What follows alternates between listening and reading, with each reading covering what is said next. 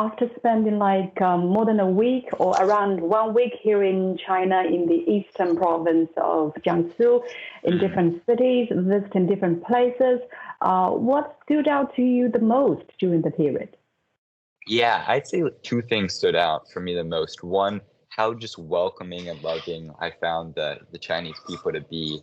Even from like day one when we arrived at the airport, everyone was there waiting for us with a smile on their face. Everything was great. And then also say, yeah, just how I feel like convenient everything was. We'd get on the bus, everything would be ready. We'd hit the ground running in the museums. Everything was set up. So and yeah, like the payment systems and even like we went to a food court and the food was like just in the court and you could get your dumplings or you can go make your hot pot and get all your frozen goods and then give it to them to cook. And that's just something like you couldn't do in the US. So I thought that it was just so cool how people were leaving their scooters and their bikes out all over unlocked. It was just a very convenient place to be. It's early in the morning. I haven't had my breakfast. You mentioned delicious food like dumplings, hot pot. Those are all my favorite, even as Chinese. And you also mentioned the payment added you on WeChat. You are using WeChat. Then can you tell me how convenient do you think life here in China is in terms maybe of payment and maybe public transport? I don't know whether you guys have taken subway or hailed a taxi. I found the WeChat and the DD of it all to be really convenient. I think, I don't know, this is the 21st century, just being able to kind of scan and keep going, I thought was really cool. And when you get someone's WeChat, it's like you're all interconnected. I thought that was really awesome.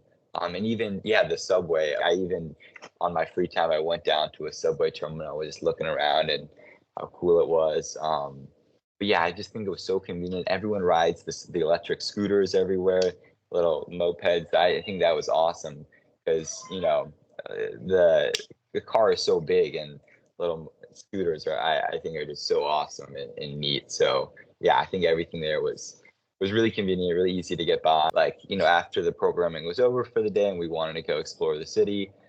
In addition, we had one morning, we woke up at about maybe 5 a.m. to go to the Sun Yat-sen Memorial in Nanjing at the national park. So we took some DDs over to the park to try and get in, nice and cool in the morning. We saw people doing Tai Chi.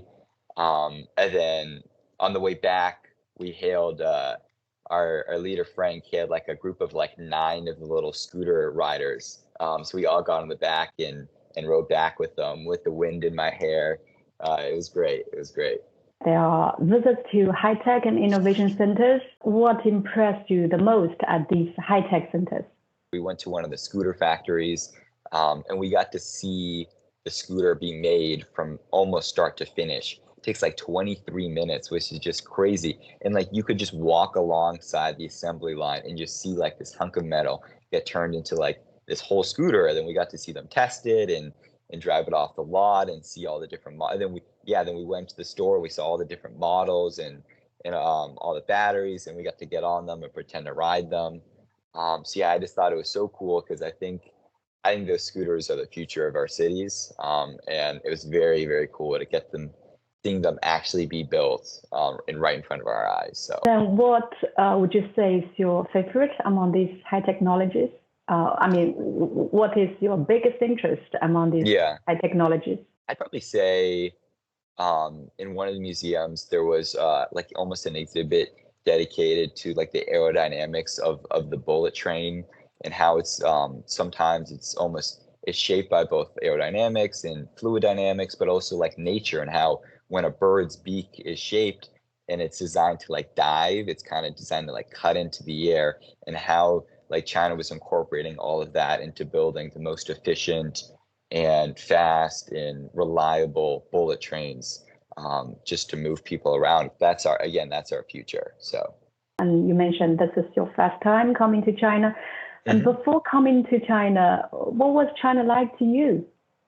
Yeah, a great question. I think, as just, an American, my vision of China was very surface level, right? I'd seen all the cute pandas, and I had seen, the pictures of the Great Wall, and again, not to mention pandas again, but I watched Kung Fu Panda, and I was like, oh, this is so cool, and yeah, and I read about some of the train stuff, but I hadn't really like been there.